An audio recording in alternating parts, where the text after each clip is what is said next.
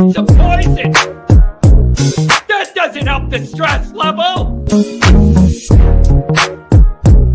No, don't do it.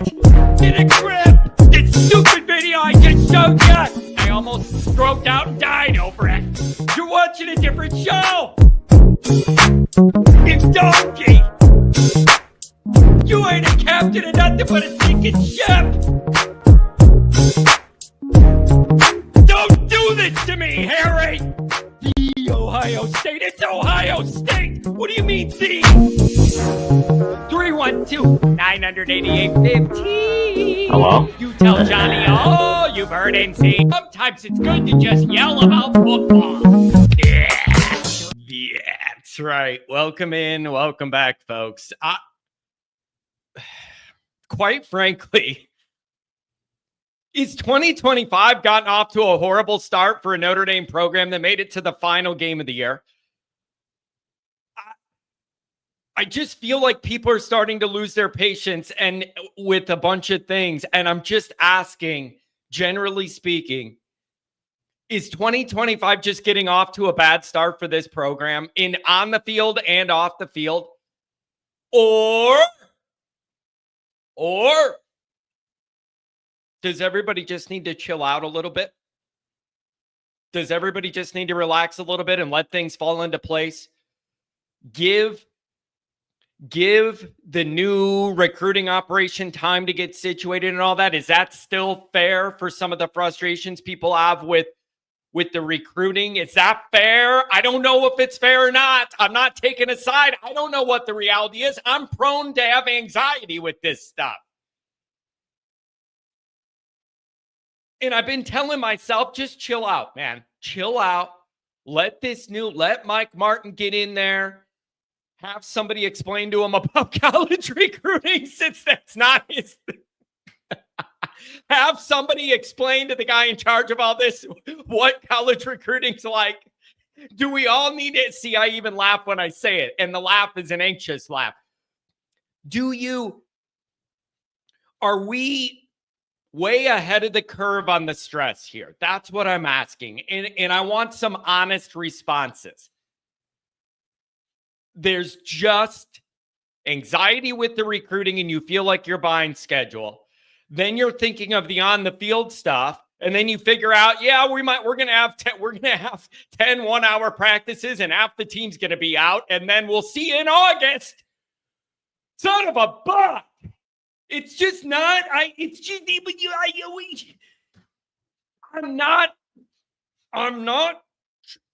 I'm not trying to be alarmist. And I'm trying to be very patient with a lot of these items that aren't quite where we would want them to be comfortable. And I'm trying, but I'll be damned. I just don't like what's going on. For any perceived momentum you should have gained out of your playoff run, I'm just not seeing it translate into 25 at all. And it's frustrating. And I just want to get a gauge from the crowd.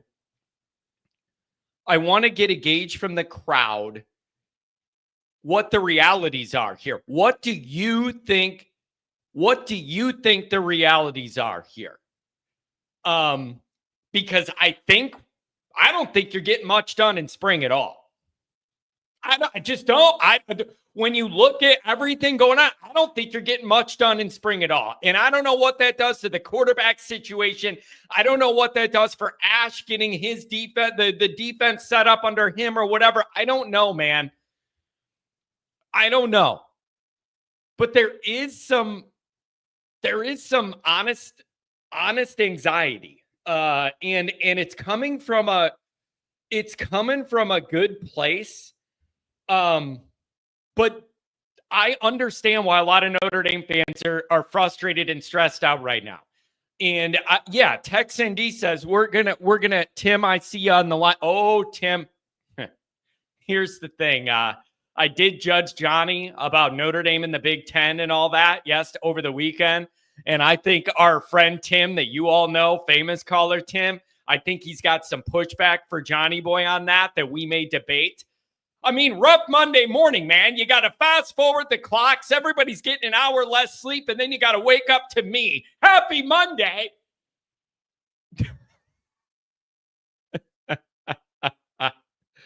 Happy Monday, everybody. I'm stressing out with the Notre Dame football. You got 80, half the team's out for spring. You're turning the page and you're going to 25. Half the team's not practicing for spring. I got a quarterback competition, and can you get anything done? It's just stressing me out, you guys. The recruiting, I'm sorry, the salmon, the fish, the salmon guy, you're looking on On3 in a position of need with the salmon wide receiver, and you feel like you're in a good spot. He's from a spot that would traditionally lean Notre Dame's way as far as recruiting, as far as his background and everything like that. You're looking on On3 and it says Notre Dame 4-star wide receiver, 70-something% chance to land the guy. Clemson 5%. You're sitting there feeling pretty damn good about it. And then you turn around and you let him commit to Clemson, and it's 70% to 5%. I'm just losing my patience. I'm sorry. I'm losing my patience. It does not feel Shane M. Gillis. Did anybody say OnlyFans bots? Yeah, they love me. I don't know what it is about me, but they love me. Every once in a while, they show up. It's like, you ever just be on the internet looking for anything, and all of a sudden you get a pop-up and it's like 18 super attractive 38-year-old single moms are in your neighborhood and they want to hang out with you. It's like, really? Are you sure? Because I don't think that's true. It's unbelievable. But they'll say, we have, 15 37-year-old moms in good shape with no drama right in your neighborhood, and they want to hang out with you. Are you sure? Are you sure? Jay Carr, don't go there. Stop. Don't go there, Jay Carr. Give me a break. Yeah, and then John clicked it. Yeah, I clicked it, and I entered my credit card information, and my account's drained. Son of a buck. All right, you guys, here's the deal. There's some anxiety in Notre Dame land, some legitimate anxiety and questions about where'd the momentum go from the way you ended this year. The recruiting certainly doesn't have it. I want to know if letting the new GM and all of his new recruiting people get in there is an excuse that should buy more patience, and maybe we need to chill out. You know me. I don't do well with the thrill of the chill. I'm the other way, you guys, and you know that. I'm wound tight. I worry about everything. That's my job here, is to worry about everything so you don't have to. So there's just anxiety about what you're going to be able to get done this spring, what the recruiting operation's doing or not doing. And the other problem is you got about a week and a half in August to figure out any loose ends as far as what you're going to do with this quarterback, who needs to run with the ones, what that offensive line lineup's going to be, whatever. This is all trending. I can see it already. It's all trending towards a stressful week, first couple weeks of August camp, because you're going to have to figure out all the loose ends you're not able to get good data on in spring, because it's going to be a half-ass spring. And you're going to have to shove all that work in the first week and a half, 2 weeks of August. Hope nobody gets hurt, and then you're in Miami prep. And here's the last thing this program can do is go down to Miami and let those guys beat you. And then think about this. Let's do the negative, and then we'll do the positive. On a worst case scenario, you have a cluster, frustrating August, the first 2 weeks, figure out who's doing what. You go to Miami, you get beat there, then what do you get to do? You don't even get to go play again at home the next week and make up for it. The whole Notre Dame world is going to collapse on that bye week or the off week. Everybody, it's all going to be negative. And then you have A&M coming in with Mike Elko. And so you better just figure it all out. But I understand the frustration. I want somebody to talk me off the ledge. I want somebody to bring me down a level and explain to me why I should just relax and this will all be okay. I'm open to it. I'm open to it, but somebody's got to give me that roadmap to feel better about all this. The GM's going to settle in, and then the recruiting will pick up when everybody's in their new roles, and you need to give it some time on that. Sell me. Here's the other one. Sell me on the idea that you need to have all these guys sit out and take it easy this spring and everything. I just want action. I want action. I got a bitter taste in my mouth from the way that Ohio State thing ended, and I want to get back out there and see some heads cracking. And I just don't know if you're going to see it in spring. You're going to have an hour every day, 15 minutes of it stretching. What are you doing to throw a couple passes and then that's it? We'll see you tomorrow. Yeah. Son of a buck. It just gets to me. It's just causing me anxiety. All right, let's do the introduction. I got a couple chats I highlighted. Tim's going to debate me. It's first thing on a Monday, the day after we fast forward our clocks, and Tim's here mad. He's mad at something I put out over the weekend. We're going to debate it. We're going to see if we find some common ground. We're going to see if we don't. And I think it's about Notre Dame and the Big Ten. And so we're just moving from one topic nobody likes to the next. Shane M. Gillis says, stay off the ledge, John. There is a reason that whenever I go to a Notre Dame game, I choose the top row of the stadium for a reason. Number one, I can stand, and I'm aiming without people going down in front. I can't see. I like standing in the top row, and I always reserve the right to just flip off and end it if this team stresses me out too much. There goes always Irish. Whoop, there he goes. I'm surprised you're okay with daylight savings time, John. I like the light more. It's just rough those first few days where you got to speed up, get up early or whatever. But whatever, it's just sleep, right? As always, you can find the program on YouTube. Do it, subscribe if you haven't yet. Appreciate it very much. Give the video a thumbs up. That helps Johnny out as well. Notifications on that way you don't miss nothing. Twitter, search bar Always Irish or at Always Irish Inc. Emails alwaysirishnd@gmail.com. Audio only, anywhere you want it, you can get it. Don't want to see my face? Nobody blames you for that. How do you think I feel every stupid day? Notre Dame Fighting Irish brought to you by Sports Illustrated. Read all about it. Every day we got something for you, man. Women's basketball, men's basketball, keep it up with football, whatever it is. Patreon.com/Always Irish. He's a former captain. He's your leading tackler. Mike Goolsby and myself breaking it all down. 7 o'clock tonight, live. Monday Night Raw. All right, let's do a couple of these chats, and then Tim, hang with me or we'll debate. Hang with me and we will debate. Oh, boy. Oh, boy. Here we go. Andrew, Happy Gilmore's long-lost brother. 10 practice in the spring? Shocking. Despite success, Freeman is far from infallible. Rest. Why is Ohio State taking all 15 practices? Because they're taking every opportunity for the 2s and 3s. Andrew, I'm not pushing back on you. I have a genuine question about this. Could it be that Notre Dame had so many injuries to the extent that it was literally an outlier where Al Golden said, I've never been part of a program with this many catastrophic injuries to the 2 deep in my 40 years of experience in football? Is it a legitimate excuse for Notre Dame to shorten this practice window because they just need to get guys healthy and they're not there yet and they're just not going to be able to accomplish that much? I get what you're saying about have more practices and let the backup guys and the incoming freshmen that are early enrollees get in there and everything. What would be the argument for cutting it down a week and doing 10 instead of 15? It's tough.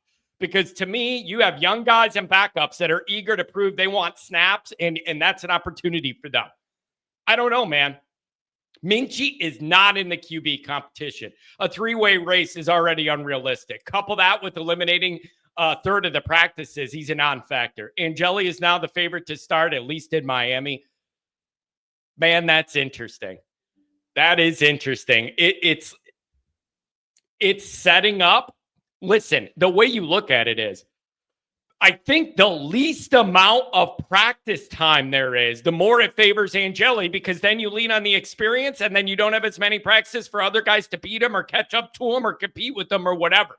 So to me, the smaller that window is, the more it favors the guy with a little bit of experience, which is Angeli. And I could see the staff being like, we're going into Miami you know what it's like when you go to Miami to play Miami. If you don't get shanked in the parking lot, you're going to have all those hooligans with no social decorum causing trouble the whole time. There's 15 people there for every other game. Notre Dame shows up and they all turn out of the woodwork. I don't know, you guys. Stressed out. Jay Carr, bad news. We lost out on a wide receiver recruit. Oh, wow.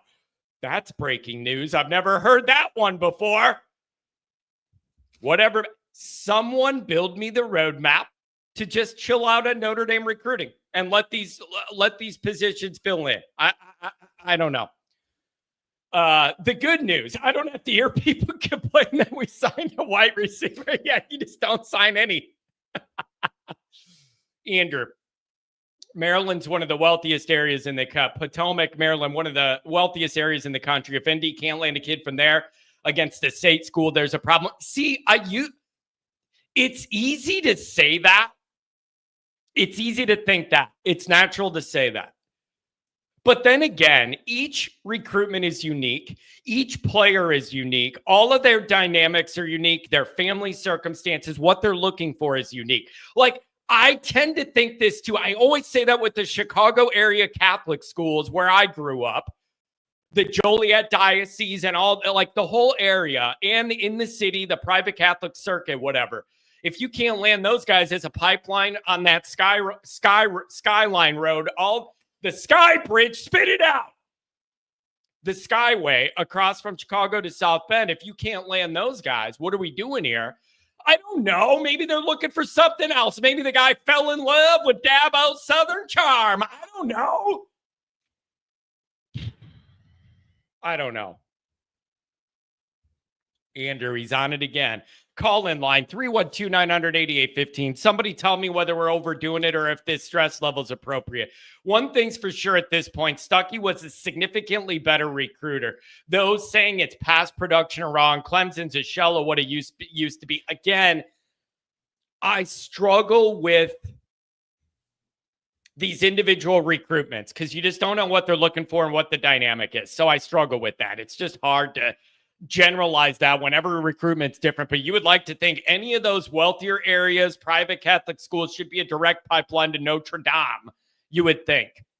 I'm a big believer in what I'd preach is recruit from the areas and schools that traditionally pick ND, stay away from the deep South, Salmon Central casting for the typical recruit. It is. I don't know, man.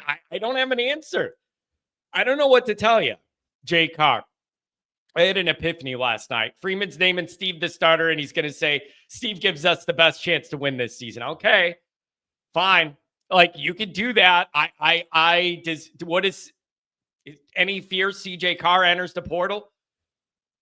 I don't know if that's on the table or not. Like, just frustrated. I've waited my time. Like, I want to get playing, and he goes into the portal if you do that, and then that might.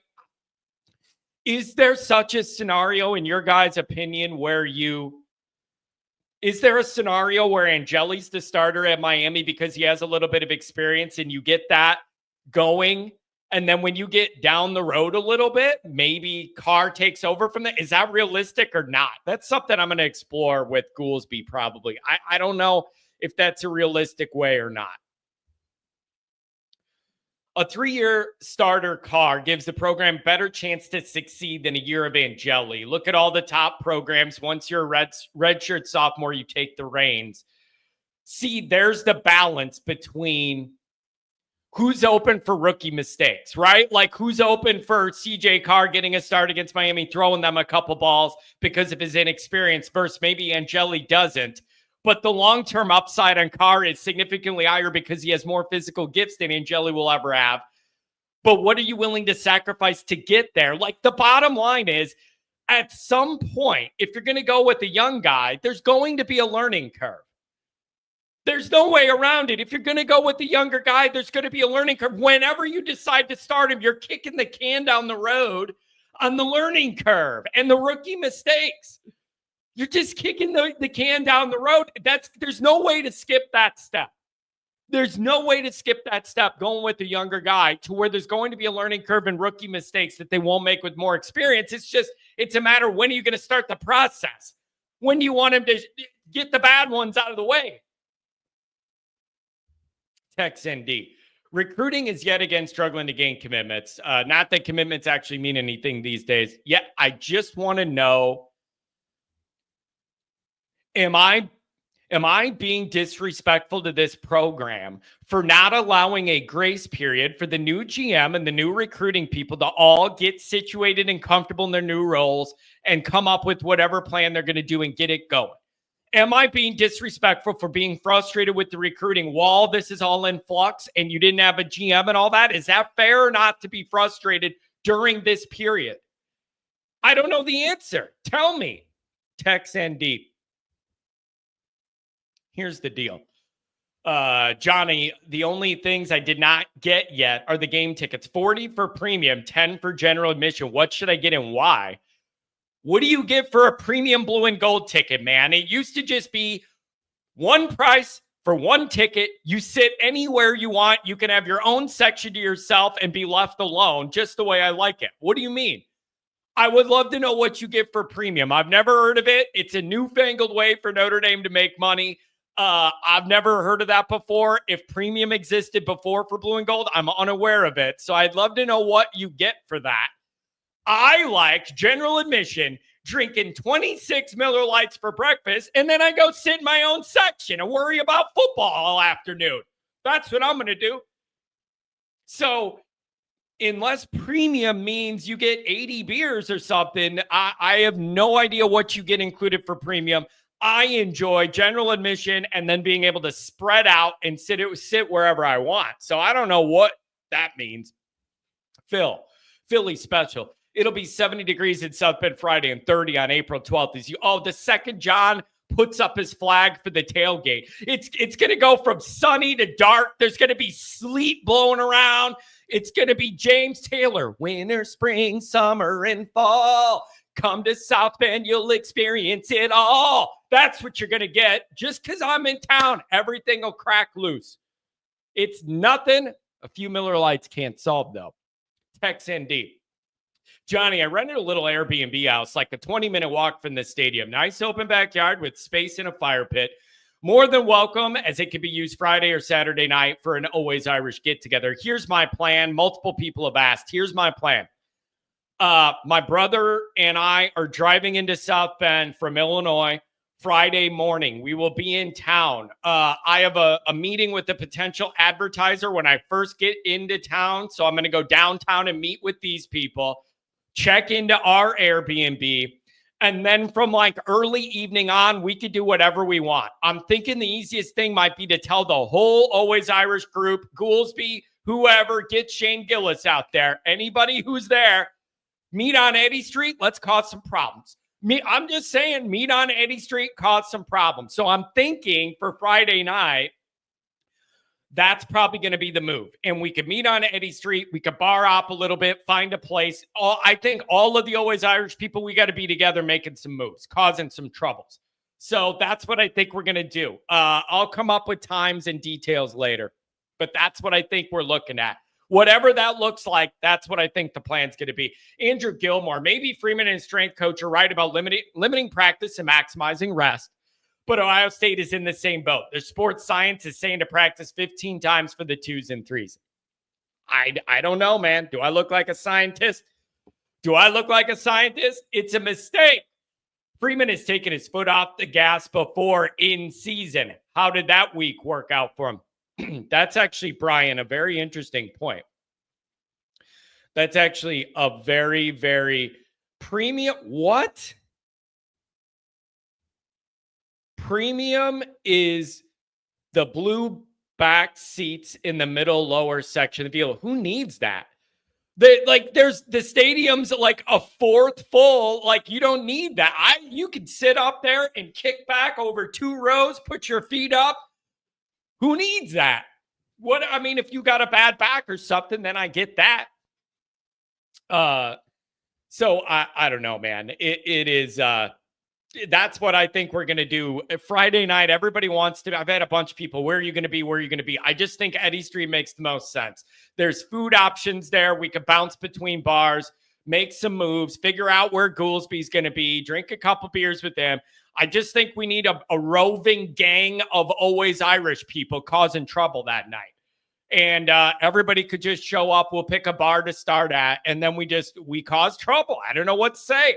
And then everybody sleeps it off. And then Saturday morning, we do it all over again in the parking lot. You know where I'm going to be.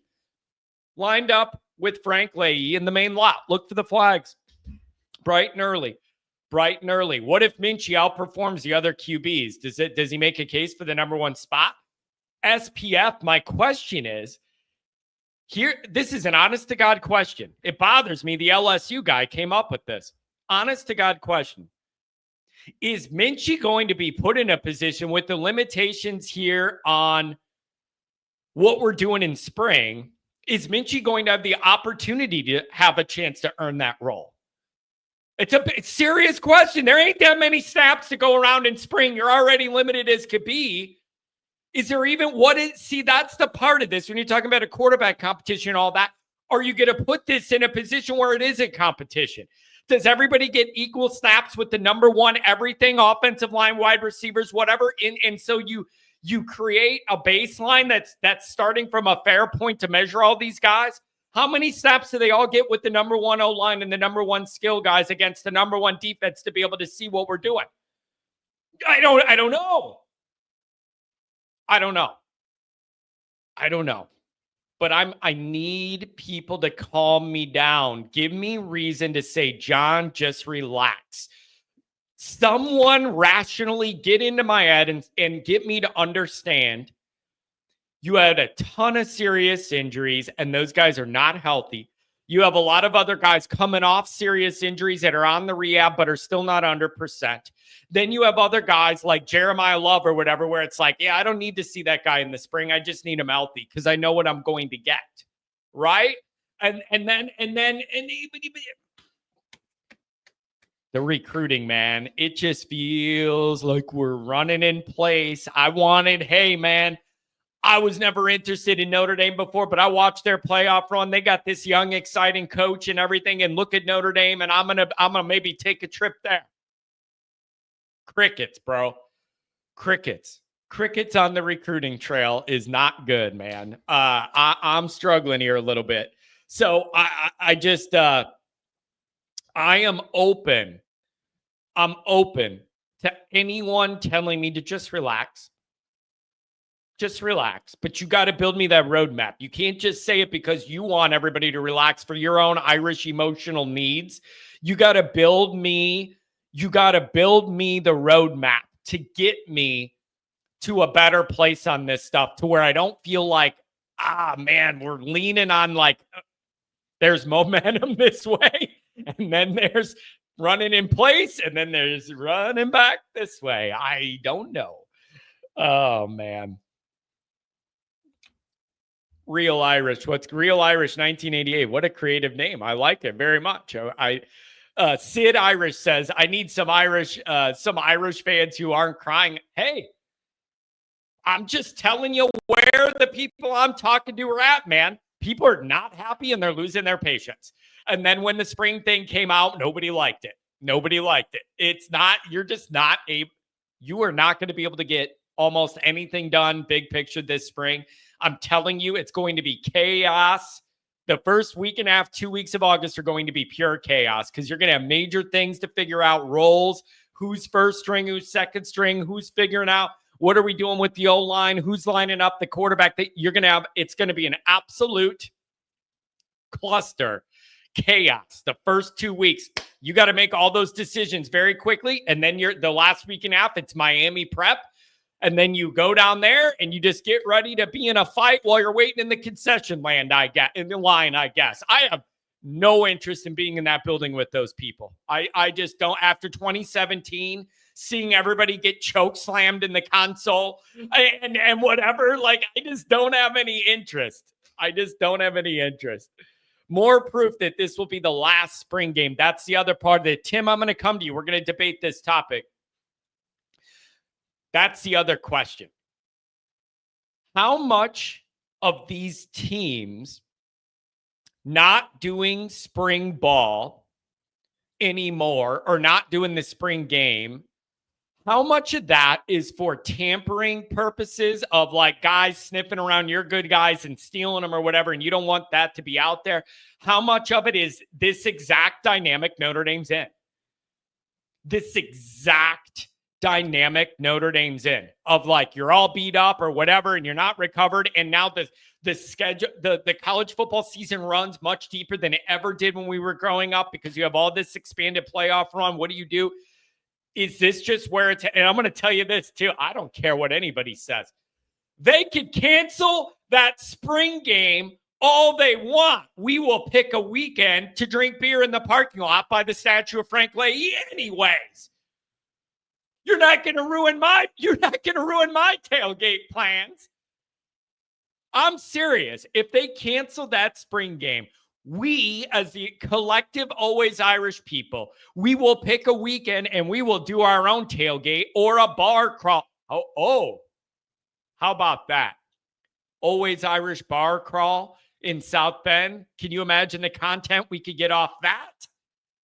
Woo, we're full of ideas on a Monday where the clock's cranked forward an hour. All right, let's get into this. It's going to be interesting. The caller of the offseason, 415, I'm going to get to you. Tim has a bone to pick with me, and so we're going to debate this topic. Homer TD, Tony, good to see ya. 33-day AccuWeather forecast, 60 and sunny. And then Wall John's on the way there, getting off the toll road. It's all going to change. A dark cloud comes off that lake, and it's 27 degrees with freezing sleet. Tim, what's going on, baby? Talk to me. Hey, John. Well, let's look at the Irish weekend. First of all, I have a question. When did this break about the 10 practices and losing a big recruit? Was that this weekend? Yesterday, I believe, or maybe the day before, I saw all the tweets about what do you mean that?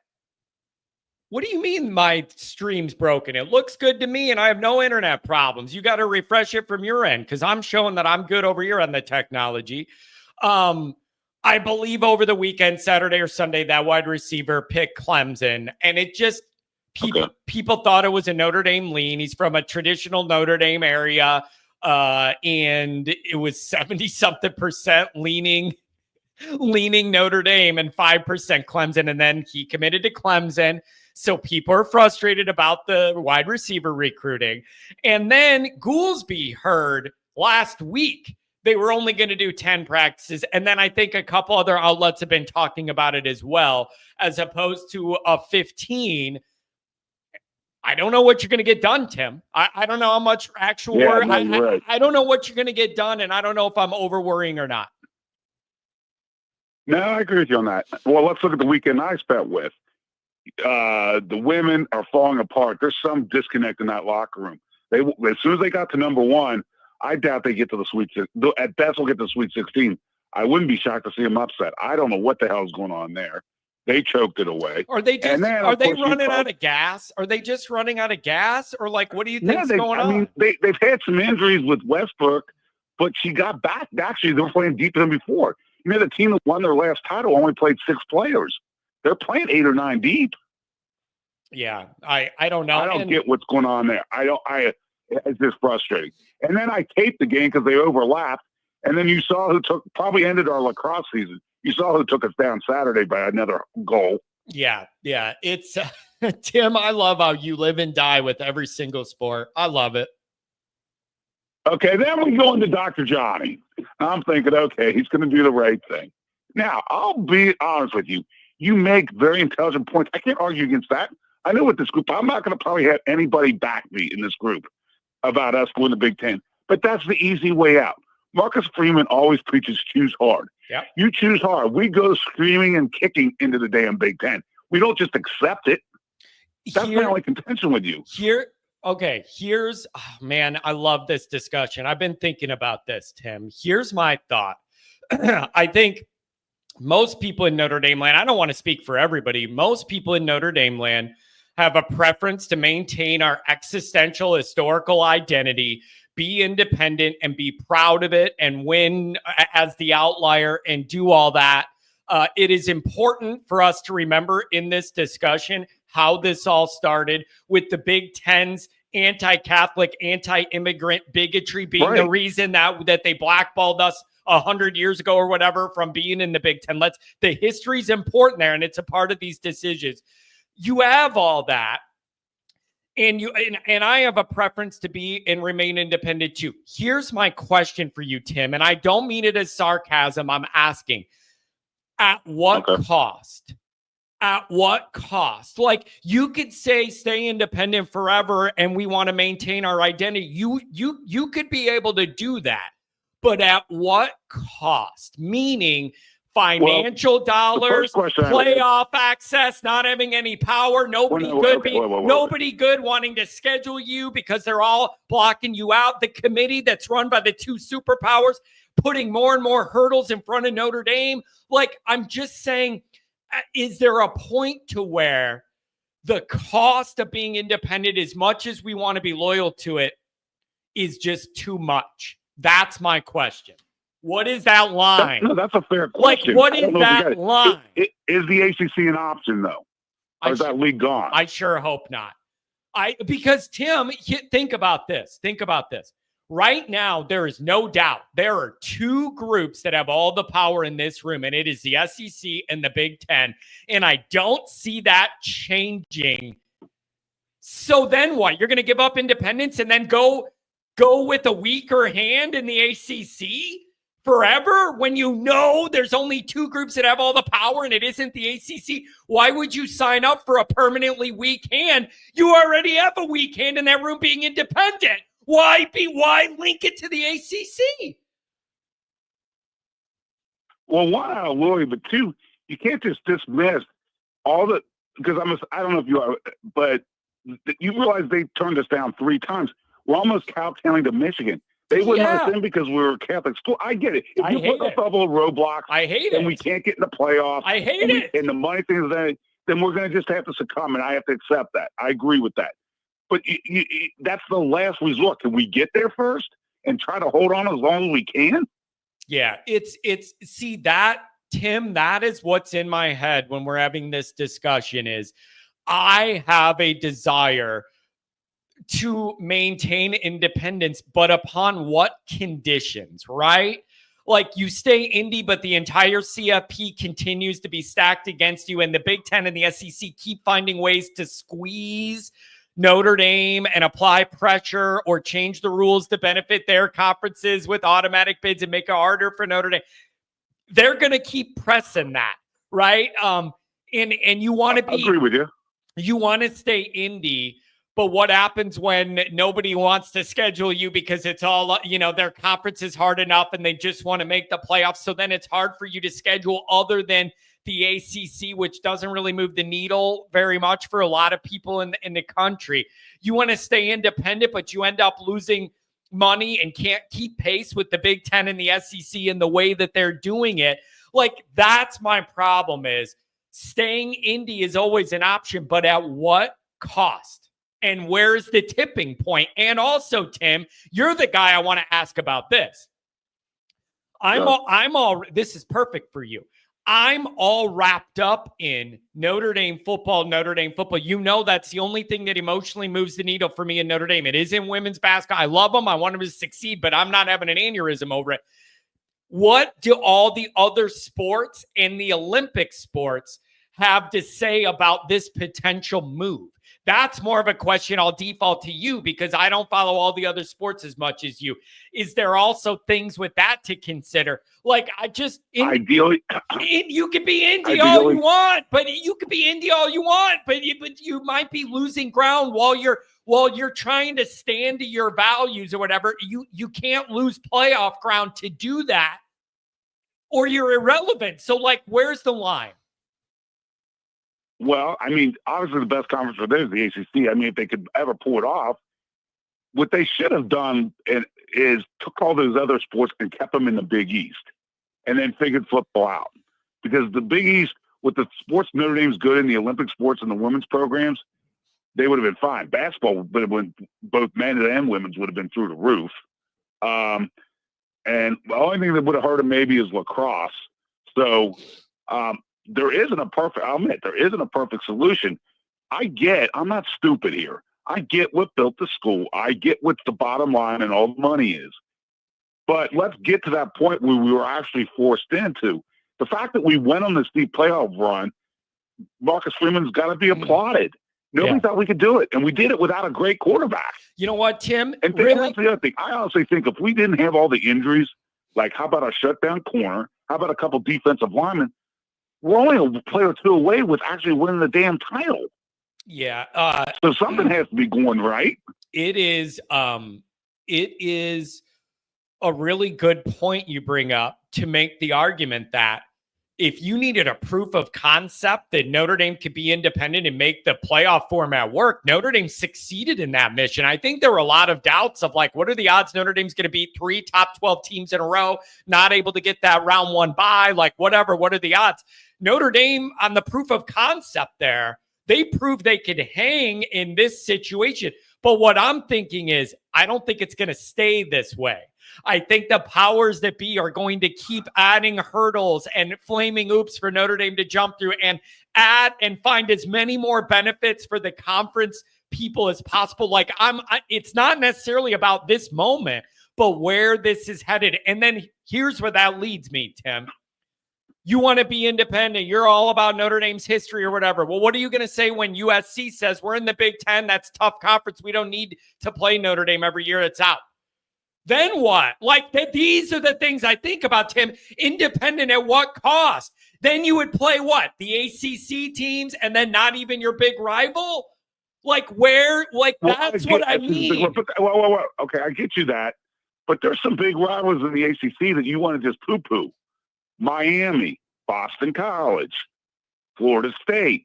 Clemson. You were in grade school for a lot of the big ones. And that's it. Well, that's 3. How many do you need? Man, there is no way you're going to argue to me a week-to-week, month-to-month schedule in the Big Ten wouldn't be a better, well-rounded schedule for Notre Dame than the ACC. Come on, man. The back half of our schedule this year will put you to sleep. It'll put you to sleep. Point to that, though. Whoa. The key is getting the damn playoffs. How many losses are you going to get to accumulate? Yeah, that's a good question. If you go through a gauntlet one year where you got to play Penn State, Michigan, Ohio State. But wait, Tim, I didn't take you for a guy scared of the competition. No, I'm not scared of competition, but you're sitting there saying, how much do you want to stack it? I'm saying, when do you have to take a step back and say, okay, the goal is to get in the playoffs? They don't reward you for playing a hard schedule. You know that. That's true. We've seen it. That's true. Look at the seeding. It's true. So you got to play by the rules. If they do it, then fine. I'm not backing off any competition. But the goal is to get in. We got in, and look, we're what? Within 2 plays of maybe winning a title, for God's sakes. Dude, so Sid Irish says, I'll pass on playing Rutgers, Indiana, and Illinois. Dude, you cannot ask like the schedules we have now, like the ACC. The back half of the schedule this year is BC, Navy, Pitt, Syracuse, Stanford. Yawn fest. I know Tim's going to have an aneurysm when I mention BC, but it's a yawn fest back half of the schedule. It is. Well, a lot of people, wait. A lot of people think Syracuse might be pretty decent. Even if they are, it's Syracuse. Like, wait a minute. Wait. You're going to go after that yawn fest. Let's look at the SEC schedule. What the hell they play outside of conference? Or let's look at last year's schedule for Indiana and Penn State, for God's sakes. Yeah. It's, okay, Tim, let's be realistic about this. I would hate the feeling that the group that was bigoted against us ended up winning and we ended up like caving to them. That feels horrible. And it feels like you're a traitor and you're giving into a group that treated you poorly, and I would hate it. I think I'm just looking at the landscape. And every arrow points to joining the Big Ten, man. There are no arrows that don't, other than you proved under the current setup you can make it work for you. And Notre Dame did prove that, and they deserve credit for that.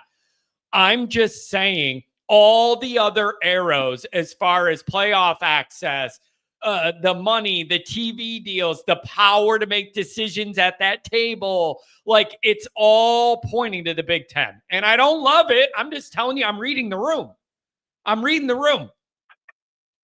And that's a fair statement. The only thing I get really annoyed with, and when I saw your verdict, it was like, I wanted you just to make the tough stand and say, you know what, do what's hard. Try to stay as independent as long as you can. But I get that. I get that we're forced into that. But it's going to be a depressing day. Hell, that'll be a case of beer. Because when we're forced into that, and I have no logical argument to sit there and say it can't happen. No, I know who the two players are. I know the money. I think ND still has a little bit of leverage. I mean, yeah, I would agree. How many other schools could? I would agree. How many other schools could own a major network? For God's sakes. Yeah. I agree. It's Tim. I get annoyed when everybody just said, "Oh, just throw our hands up and let's just kowtow to Michigan and the Big Ten." That's where I get mad. And I'm sorry. This is rooted in Catholic faith. Now, we don't want to get into that because ND's done a lot of dumb things where they've ignored their Catholic faith. Notre Dame used to be built on three principles: religion, academics, and sports, or excellence in all things.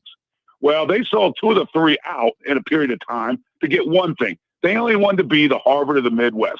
And damn well, that's what they strive for. Now, luckily, I think we've had a little bit of change in that where they do care about sports. And religion, well, I still think they're a little too woke on that, but that is what it is. It's, man, the landscape's changing so quickly, and Bavak was going to oversee some big sea changes and have some big decisions to make. Tim, I don't want to cave on this. It's just, I'm looking at the room and all the signs point there. And then did you see there was an outlet? I think it's an Ohio State outlet. And a week or so ago, they were talking about Notre Dame to the Big Ten being talked about behind the scenes and a real thing. And the only reason that that perks my interest is this is the same group that was early on USC, Washington, and Oregon leaving and heading to the Big Ten. And everybody said they were crazy. And then it ends up they were spot on. That's what kind of caused a resurgence in this debate, is that group that kind of predicted the stuff with the West Coast teams joining was saying they've been hearing about Notre Dame, thinking about and talking about this too.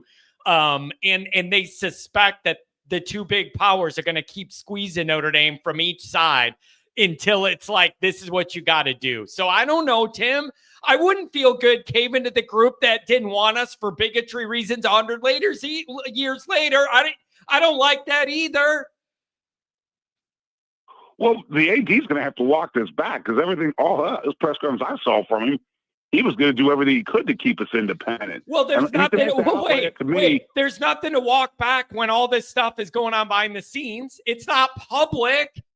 That's the old right. There's nothing to walk back. It's him behind the scenes. Fire. It's him behind the scenes. It's him behind the scenes trying to figure out where this is all headed. That's the challenge for Notre Dame, is to be ahead of the changes, not behind them, to where you get caught in a bad spot. So it's very delicate because you want to stay up with the Joneses, but Notre Dame's built for history. So it's tough. Pete Bavakwa's got to thread this needle. Well, you know what? You're probably right. Unfortunately, it's just it'll be a very, very, very, very depressing day. Tim, I'm telling you this. I get asked this question a lot. I get emailed this question a lot. What do you honestly think about all this here? And I mean this genuinely. And I texted you this over the weekend. If I wake up one day and I have a million texts and tweets saying Notre Dame joined the Big Ten in all sports, I will not be surprised one bit.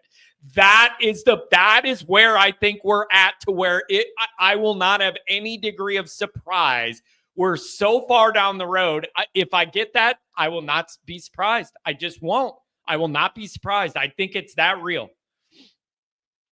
Oh, I know. I can't give I can't give an argument against that. It's just going to be, it's today's world. You know, a lot of things are changing.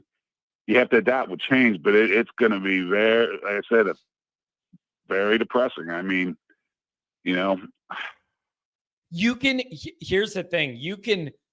I tried to say this in my video. You could enjoy a lot of those games you would have that you don't have now while you hate the entire process at the same time, right? Like Notre Dame, Penn State, Notre Dame, Michigan, Michigan State, like Penn State, all this stuff, Wisconsin, Nebraska, all these, Oregon, all these teams.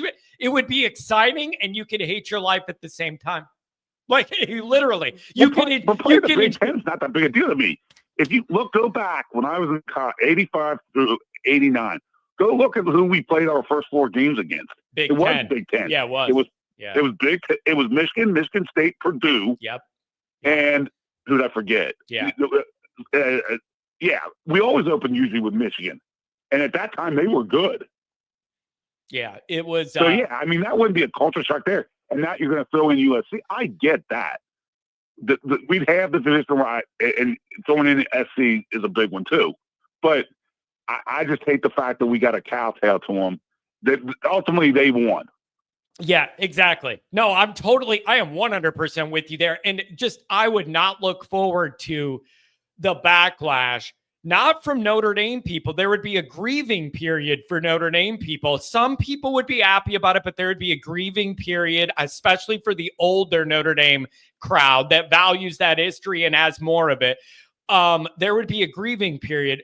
But the crap we would take around the country would be the thing, man. You would get, oh, look, you weren't good enough to do it on your own. Now you have to be challenged like everybody. It would be so annoying. The backlash from everybody else would annoy me. And it'd be like, see, you couldn't do it on your own and you needed us after all. That's the part that would annoy me. We don't need them. What are you going to do? Like you said, if they keep putting up these hurdles and you have to be in a conference to be eligible for the playoffs, what are you supposed to do? Yeah. Yeah. Well, that's what I'm saying. Connor says, I personally don't see it happening soon. The problem with that, good. But the problem with that, Connor, is things are changing so fast in the landscape of college football, and the two groups driving it are the SEC and the Big Ten. Like, things are changing faster than they ever did in the sport, in more major ways than they ever did in the sport. Things change fast, man. They meet again and change some of the requirements to get in or whatever, and you box Notre Dame in. It could happen sooner than you want. I don't know how much longer these groups are going to play nice with Notre Dame, to be honest with you. I don't know. Well, let it be 20 years from now. Maybe God have already called me home by then. I want to deal with it. No, you're just going to be 20 years older and bitter and more stressed out. You won't be dead. You're just going to have, I appreciate you taking the call. You're going to have 20 more years of Notre Dame anxiety wrinkles on your forehead, man. That's all you're going to have. Tim, I love you. Tim, I love you. You love Notre Dame so much, man. I love you. Never change, bro. Never change. You are you, and I love you for it. Never change, man. Take care. God bless you. Have a good one. Oh, man, I love that guy. He just always... He's always ready to go. All right, I need a timeout. You know what for. And if you're on hold, you're going to be on the air. We have 2 all-star callers here, and I know Tom Frawley's probably mad about this Big Ten thing. Oh, shit.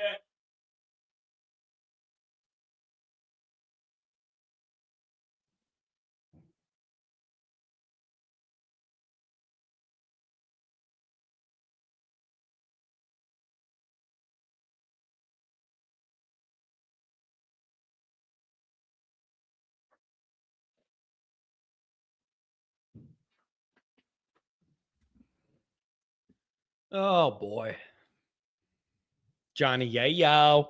Johnny Yayo, only if you say so. 415, what's going on? And then we'll do old Tom there. We'll see what Tom has. What's going on? Good morning, John. How are we doing, buddy? I'm doing very, very well. Can I throw a couple things at you and get your reaction? Can we do that today? I need somebody to bounce some things off of. 100%. Let's get after it. Okay. Here's where I want to start.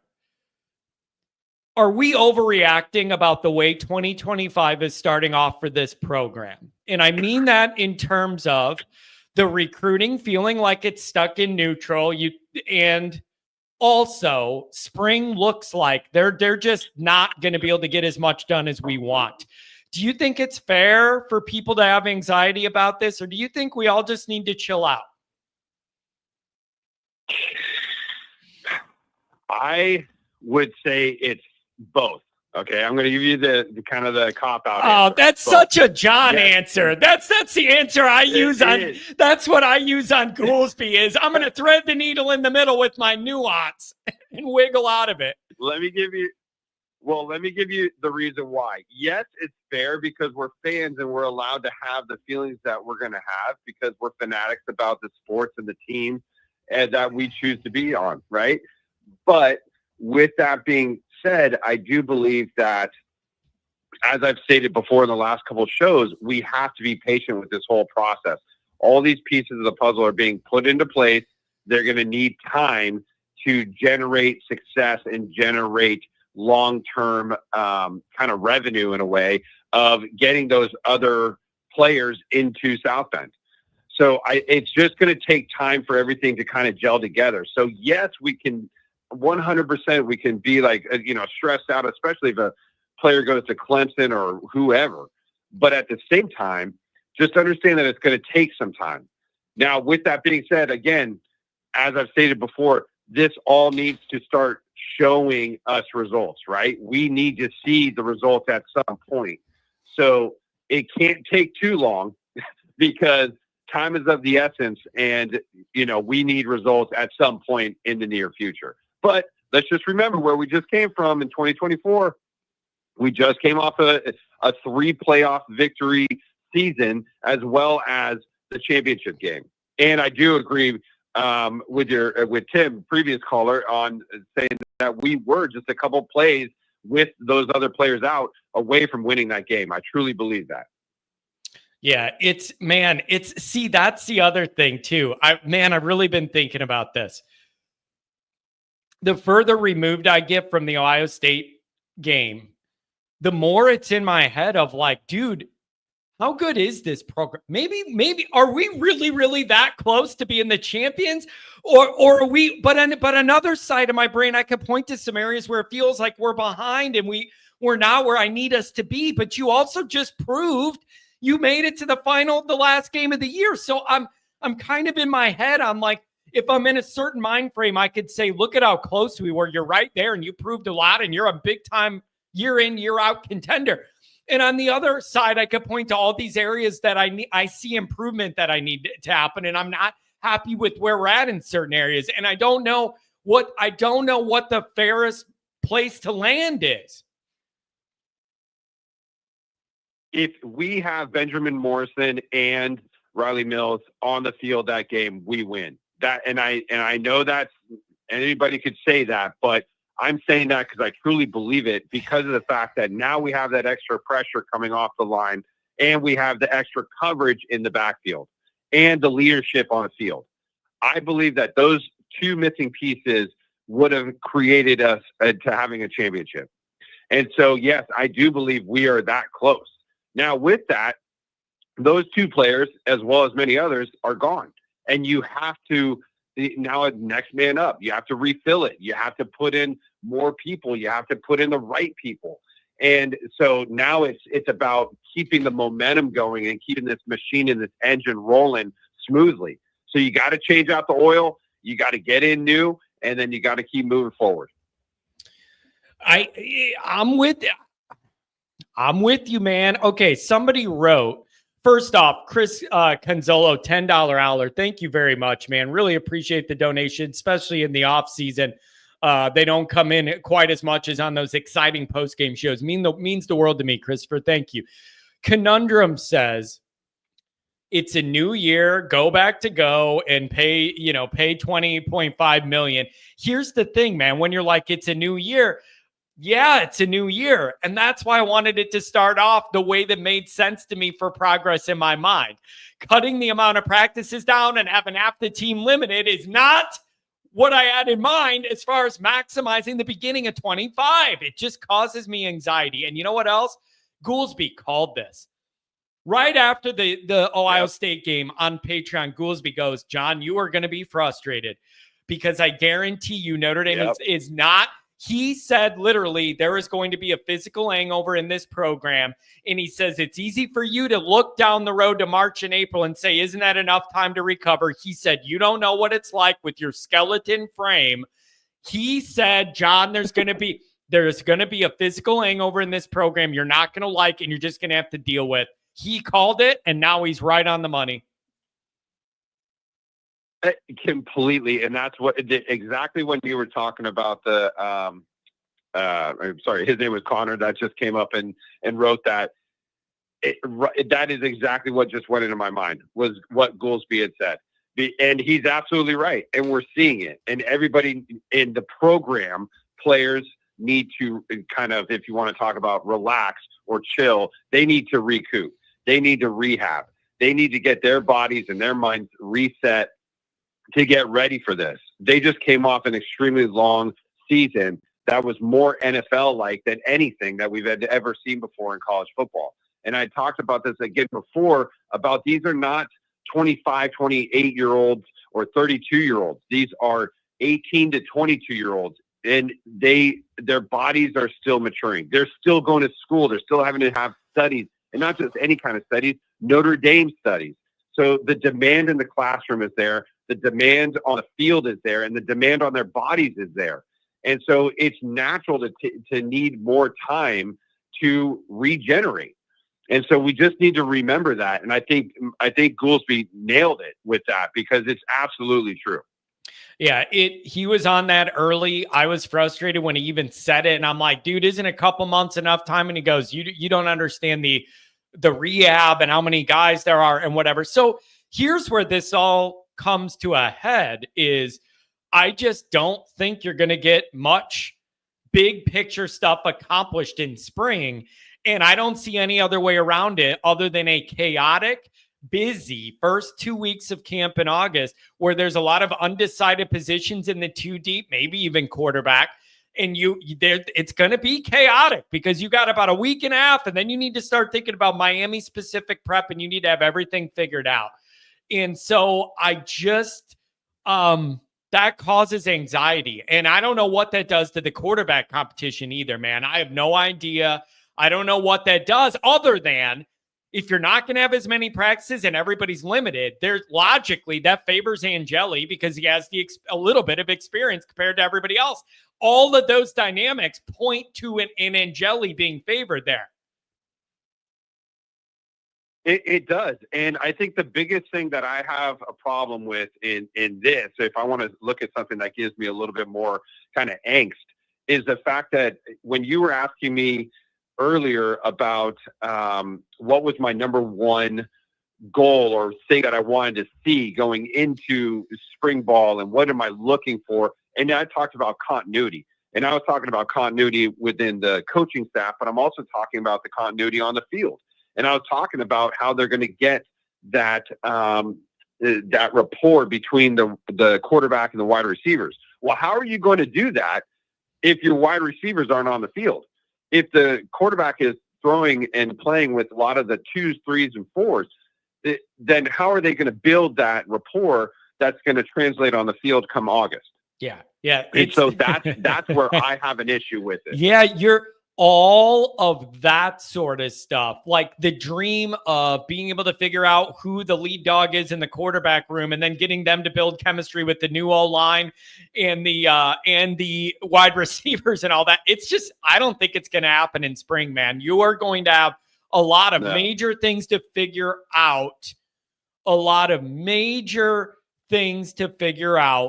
in August. It's just going to be a little chaotic. And I don't know, man. I just, it's just causing some anxiety here. And then when you pair that with some of the recruiting frustrations, that's how you end up with some anxiety because you have on the field and off the field stuff that isn't right where you want it right now. Specifically with the recruiting, let me ask you, do we have an obligation to give them some grace period with the new GM and the new recruiting staff and say the last, like between Ohio State and now, it's hard to judge them for stuff because you didn't even have all those guys in place? Or are you saying Freeman's still on the team, the other guys are still there, why didn't they recruit while you're figuring out GM and everything else? What's the reality? Both, again, and I hate being that guy, but it is both. Yes, Freeman, you are going to be the pinnacle and the spear, or the tip of the spear on this one, and you're going to have to get out there and, take care of business while these other players or coaches, I should say, are getting put and situated. So yes, we need to be a little bit more patient with it and understand that they just got here and we don't even have the other recruiting assistants set in place. You talked about those lieutenants that need to be, hired up and set in place. Well, they're not there yet. And even once they get there, they're going to need time to settle in. So in the meantime, other people have to pick up the slack, and that is going to be Freeman and the other staff. And that's a lot. That's a tall task to do, but it's what's needed. And so, yes, we need things ramped up a little bit as far as we're behind the ball. We're coming off the long season, and we're getting new coaches in and new recruiters in and all these different things.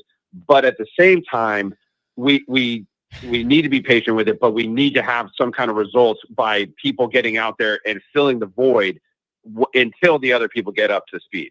Yeah, it is. I just think I need somebody to tell me to just relax a little bit. I need somebody to,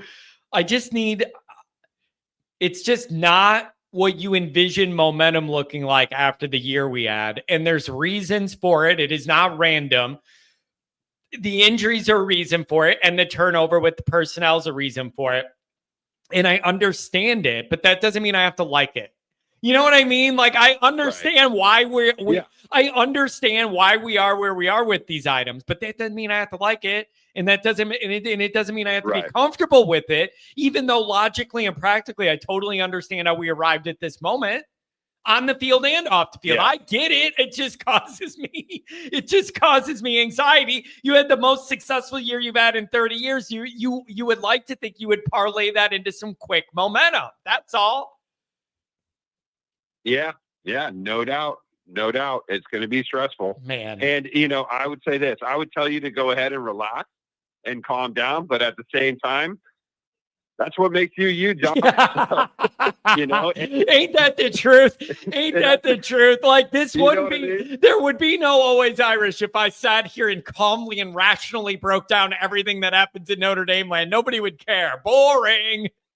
I know, if you were just all calm and like, then what's the show going to be? And I think, you get our minds going, and that's one of the ones, it's just such a fantastic thing to have. Again, giving you accolades for this show because you're coming at it from a very much a fan standpoint and not some corporate media'd out deal. And I think, when you bring in like something new like that of also Judge Johnny, which is hilarious, but so to the point and needed at the same time, because if I may transfer over to the Big Ten conversation and the whole deal with that, my couple of points on that is you bring up so many different reasons as to why you have a pro and a con, and which I think we all need to do in our lives, right? You come up with something and you come into a crossroads, take some time to sit there and think about it.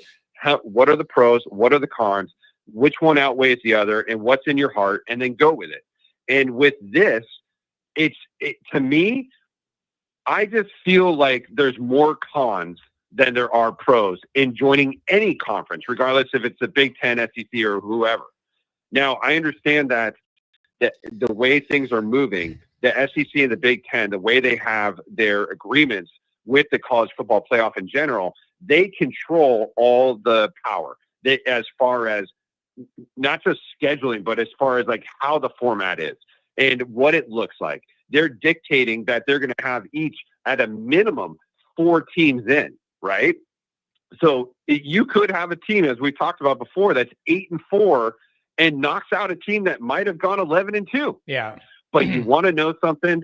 That is not going to be Notre Dame. it's not going to knock out Notre Dame.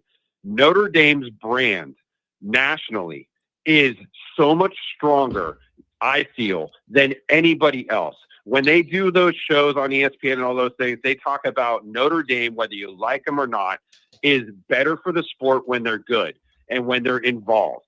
And so I just believe that, yes, you're going to have 4 coming out of SEC. You have 4 come out of Big Ten. That leaves 4 others. And then you have the other, schools that could get in or whatnot.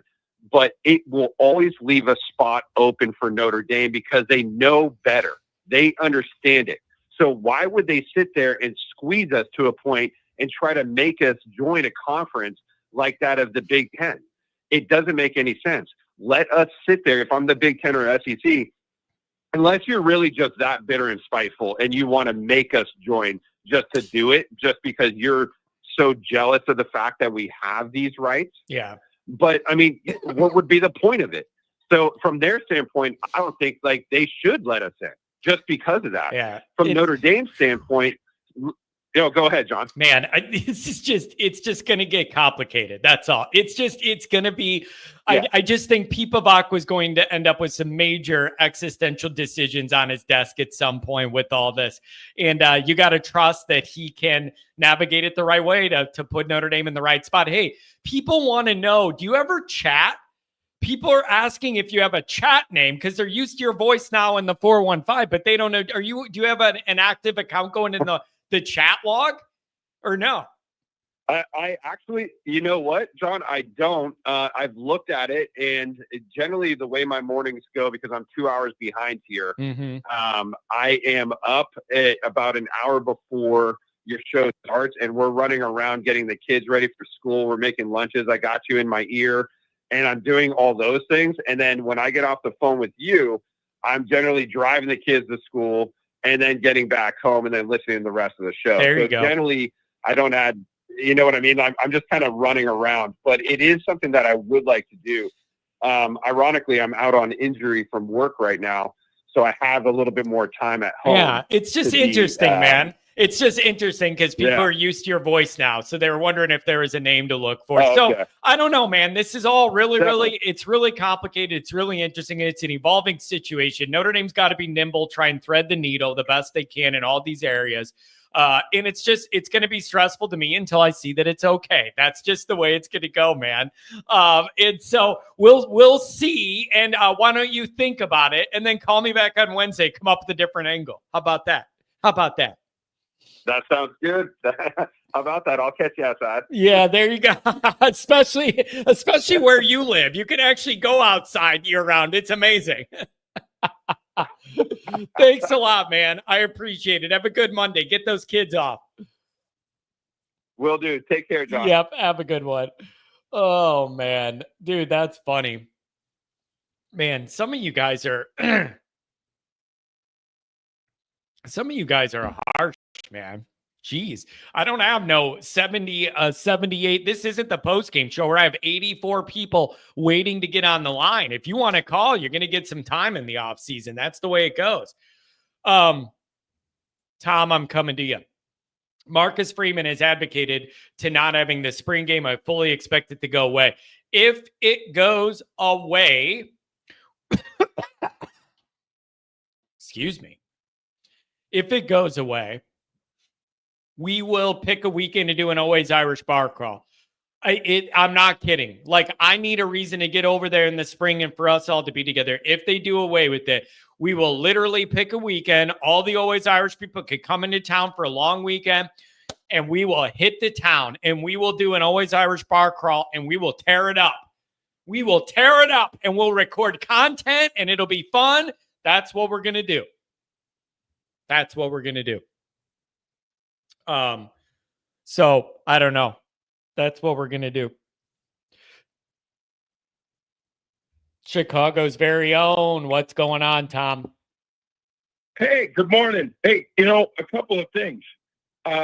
Thank you for giving us a little extra time. But like my speech in debate teacher in high school, the 3 rules of public speaking and talking like this: be brief, be witty, and be done. Jesus, Mary and Joseph. I thought that guy was going to go on till next Wednesday. Here's the thing, man. Some of this is on me. I'm just joking. But when I only got a handful of callers in the offseason, everybody gets to stretch out. I don't feel bad about it, like, because that's your time. No, I'm just giving you the rip. That's all. Hey, listen, speaking about the spring game, and if it does get canceled, I have an idea. Oh, I like this. There is a great restaurant a lot of Notre Dame fans know about in LaPorte, just outside of LaPorte, called the Heston Bar. Have you ever been there? I have not. It is probably one of the greatest prime rib restaurants in America. And everything, steaks, chops, fish, great American, menu. And it's an old-time supper club. That would be a perfect place. Go out for a couple of bevies, go over to Michiana, and then sit down and have a big old dinner. And then, it doesn't have to be a bar crawl. Because let's face facts, South Bend isn't the greatest place for a bar crawl. You know what I mean? Yeah, I do know what you mean.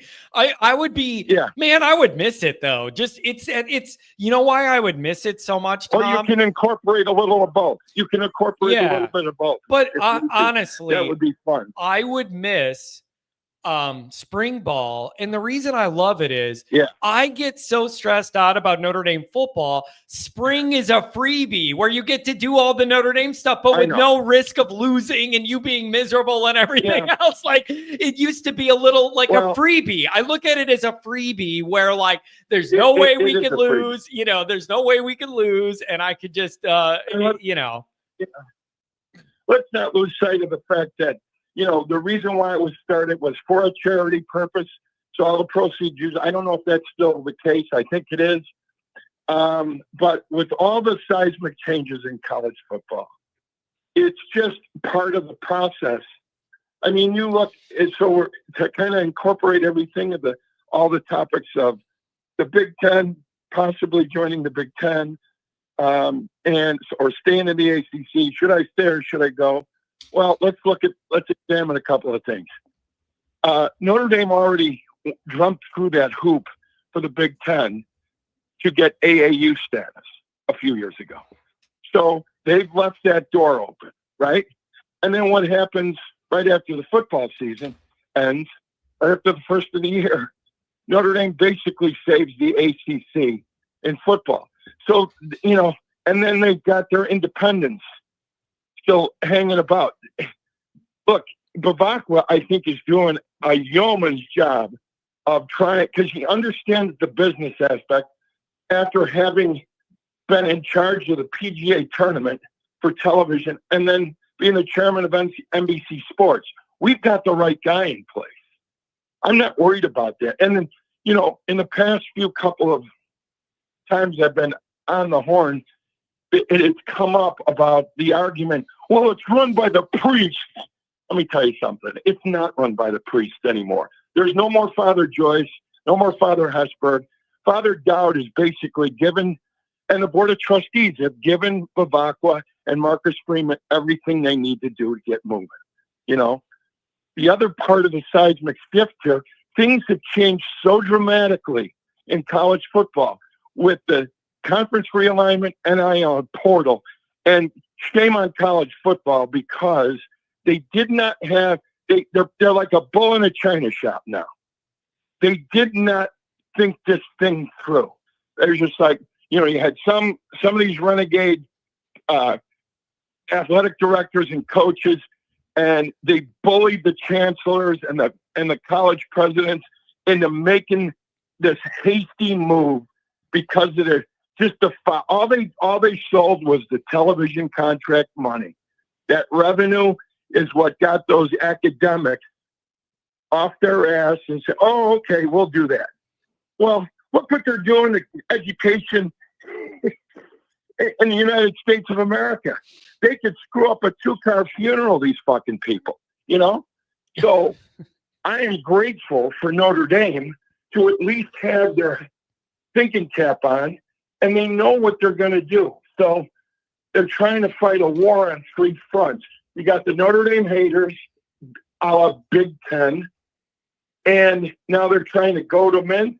Listen, if Lincoln Riley bullies USC into dropping Notre Dame off the schedule for good, they're going to live to regret that. Do you think? Do you think USC would live to regret it, or will they move on with their eyes at the playoff and figure we have a tough enough schedule in the Big Ten, whatever? I still think they'll live to regret it, because who else every other year is going to fill the LA Coliseum for the last game, Thanksgiving weekend?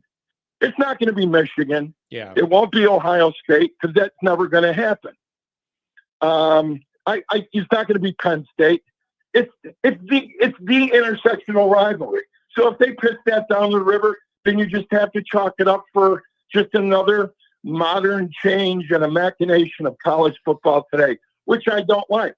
But you got to roll with the punches, John. I mean, look, I hear all the negativity, and one of my favorite Irish writers, William Butler Yeats, describes our fandom almost to a T. And the quote is, being Irish, he had an abiding sense of tragedy, which sustains him through temporary periods of joy. That's a Notre Dame fan. Yeah. Yeah. It's, you know what I mean? Yeah. It's just, Tom, I feel like sometimes Notre Dame's caught in a weird spot because so much of what we do and the way we operate and the way we think of things is rooted in history and the way it's always been and our uniqueness of independence. And so you have all of that Notre Dame-ness, but then in the landscape now, things move quick and the changes are vast and they happen fast and they're extreme. That's exactly my point. Those are competing world ways of operation between us and the history and the tradition and the way we like to do things, the way it's always been in all of our history, and how fast and vast the changes are in the sport now. Those are competing, and I see those two things butting heads. Yeah. And then you wonder at what point which side's going to win out, because you don't want to be left behind if you're Notre Dame, but you don't want to have to give up who you are. You don't want to give up who you are if you don't have to with the independence. No, and that's why. Yeah, I agree.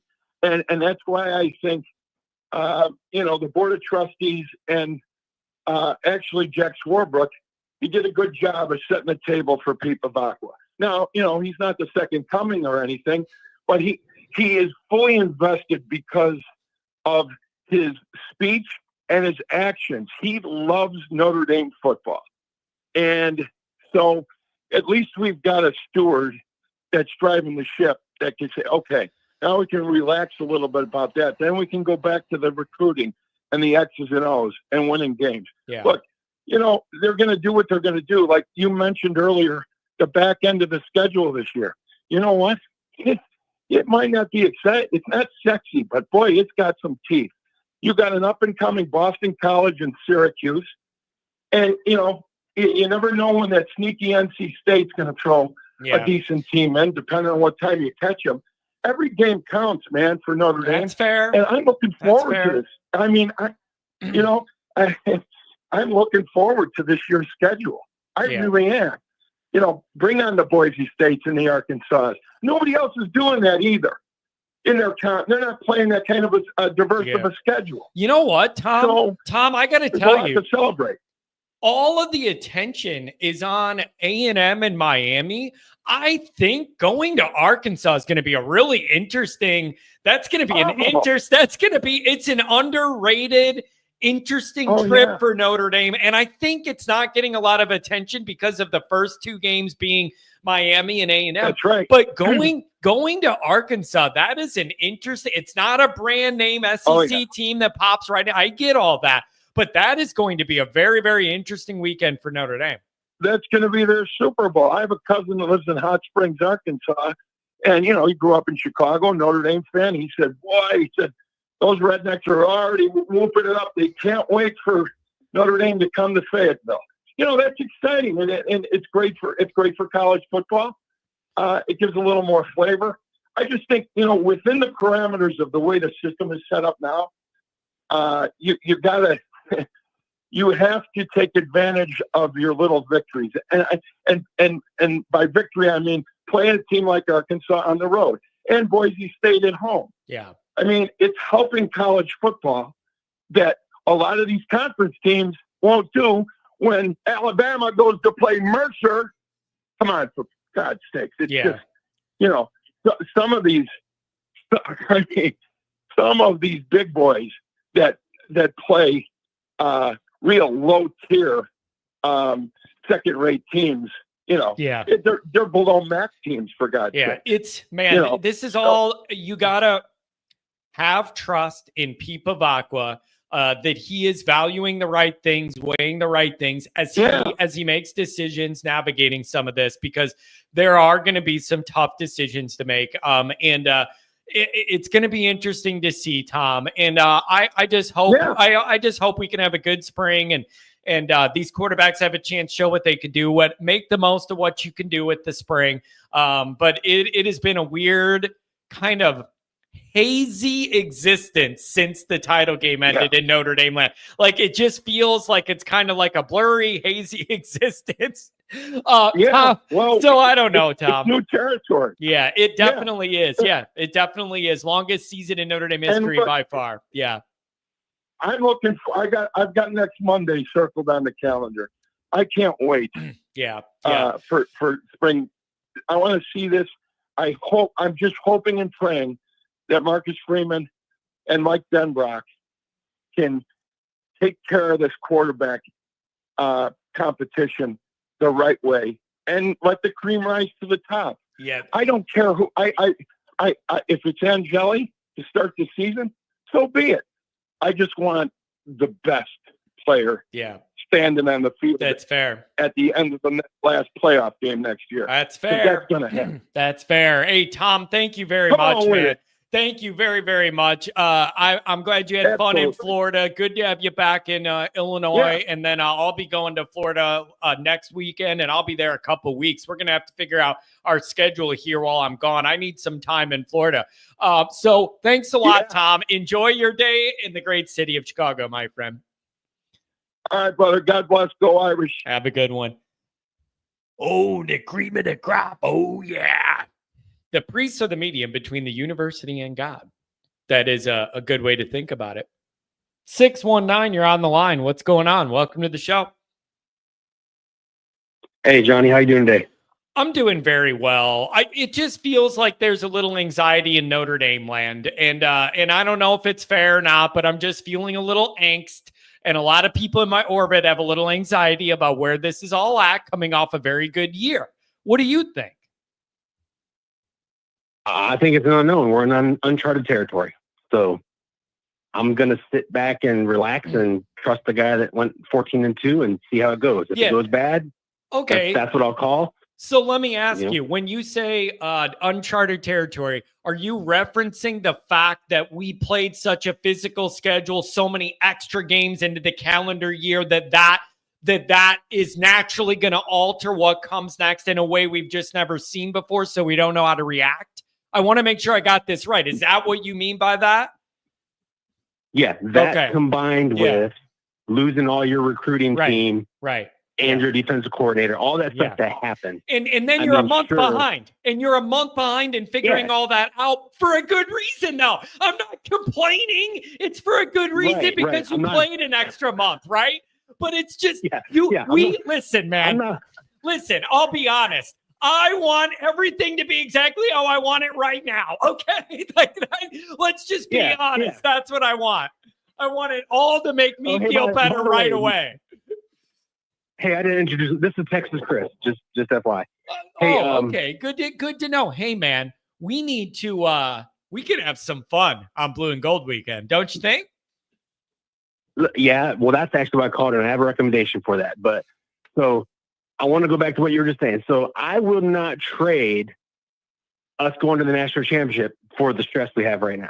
I would not trade that Orange Bowl win that I was at and experiencing that for what we're going through right now. I wouldn't trade it. Yeah. We just have to deal with it. We're in uncharted territory. Yeah. We just got to go with it. That's what I was going to say is you just got to deal.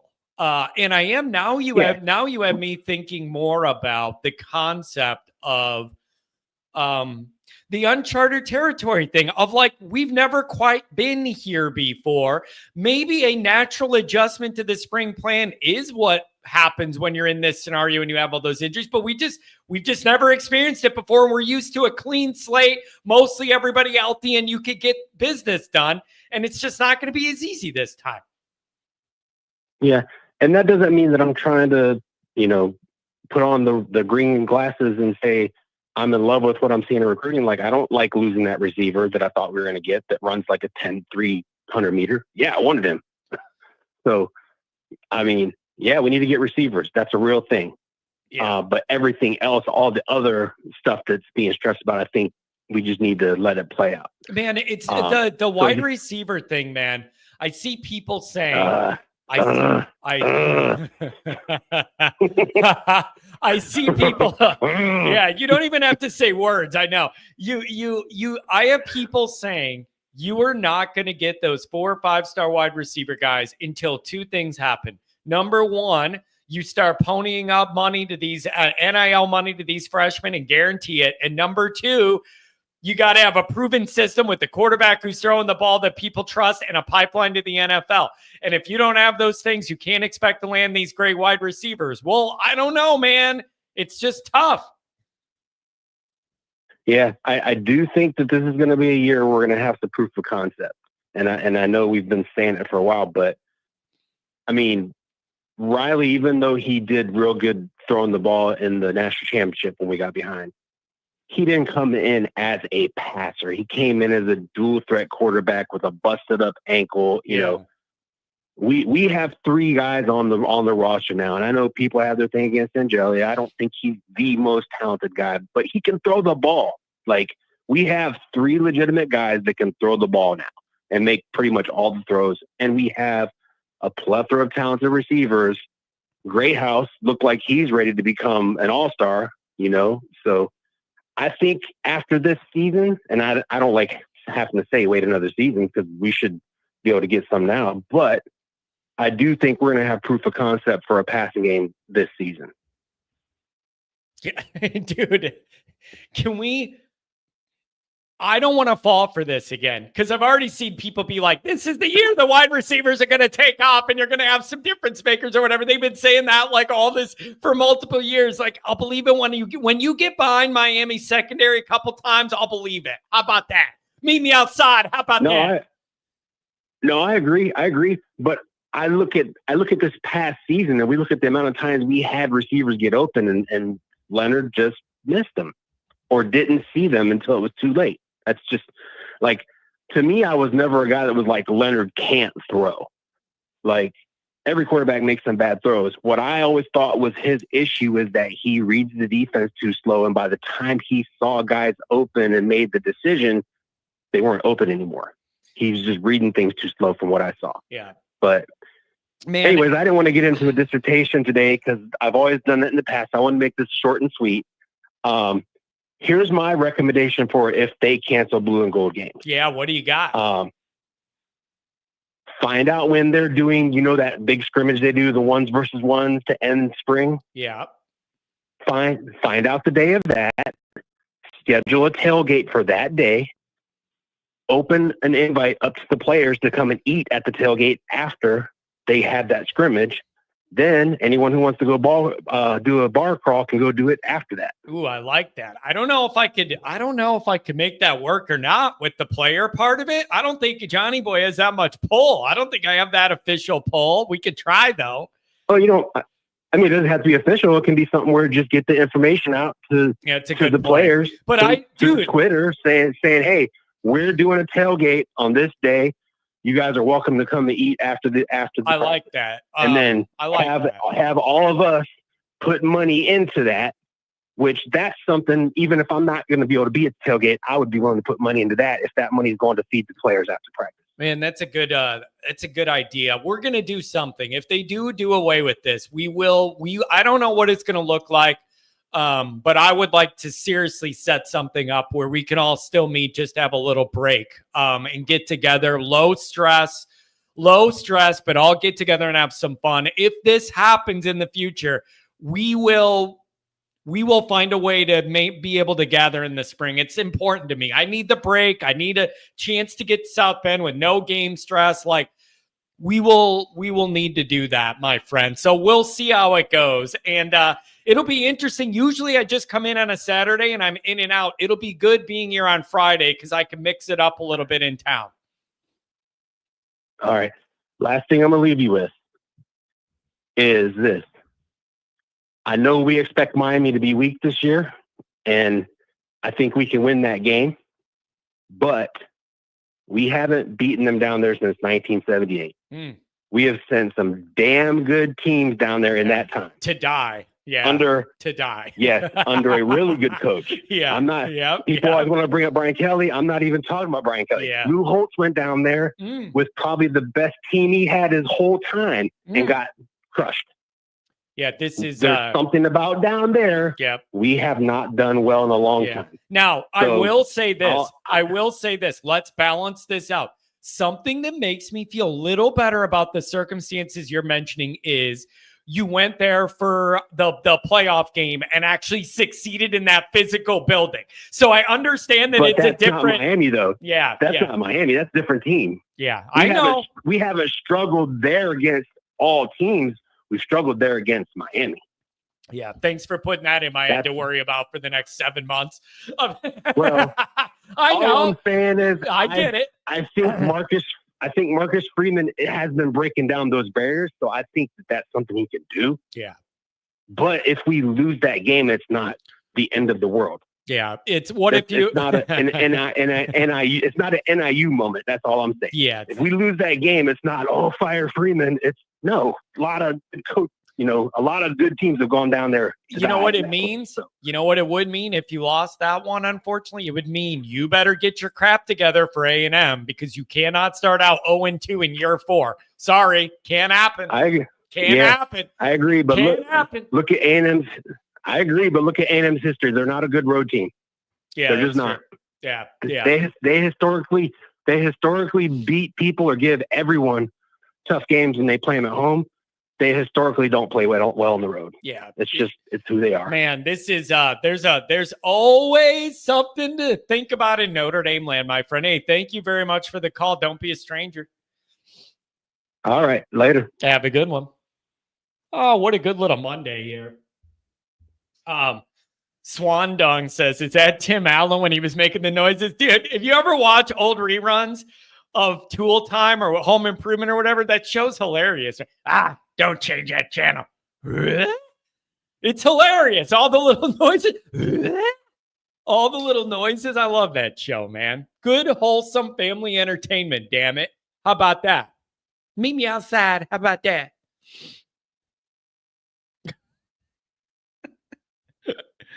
Look at this. I'm talking about how to figure out how to get everything going. And he said, WPP has the right IQ to make it happen, John. He ain't going to know about it till after Easter, man. The dude gave me up for Lent. Literally gave me up for Lent. Wilson, the neighbor. Howdy, neighbor. Looking over the fence, dude. I'm sorry, man. Wasn't Pamela Anderson? Seriously, Pamela Anderson was on that show. I love that show. Don't change that channel. It is funny to make weird noises. All right, you guys, that's going to be it for the show. I got a couple things I need to record, a phone call to get on, another meeting. We will be live tonight, Monday Night Raw, 7:00 Central. These topics are kind of lending to themselves. Maybe we'll see tonight where Mike's at on the ledger on where all these things are. So, 7:00 tonight, Central Time, live on Patreon, and then we'll go from there the rest of the week. Yes, Swan Dog. WPP's watching. He's just seething. The Lent part is he can't comment about everybody's IQ, but he's still watching. And it's killing him inside, not being able to go after everybody. The funny part about that is he always goes after people for having a low IQ. There's no way I'm up top on the ledger on the IQ scale, bro. There's no way. I love you guys. I love this show, and you're awesome, and you keep it all going. And I will see you tonight on Patreon. Have a good one. Thanks for being here.